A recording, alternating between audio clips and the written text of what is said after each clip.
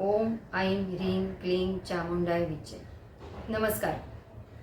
वार्षिक राशी भविष्य 2024 या सिरीजमध्ये आता बघूया कर्क रास। कर्क राशीसाठी हे वर्ष कसे असेल हे थोडक्यात बघूया। 10वा गुरु असल्याने एप्रिल पर्यंत जर नवीन नोकरी किंवा कामात बदल शोधत असाल तर थोडे थांबा, कारण एप्रिल पर्यंत तशी संधी मिळणार नाहीये।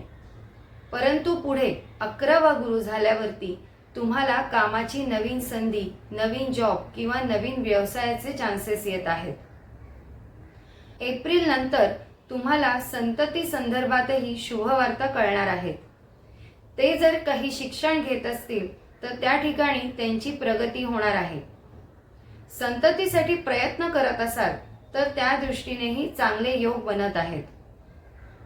वैवाहिक सौख्यातही वाढ होणार आहे।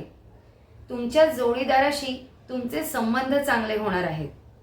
तसंच जर विवाह इच्छुक असाल तर विवाहाचे योगही बनत आहेत।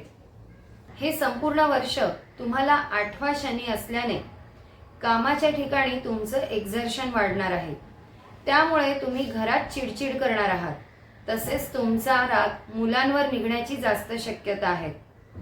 पार्टनरशी सुद्धा तुम्ही वादविवाद करणार आहात। जर तुम्ही मोठ्या प्रवासासाठी प्लॅन करत असाल तर एकतर ते लवकर ठरणार नाहीत किंवा ठरले तर त्याच्यात अडथळे येऊ शकतात।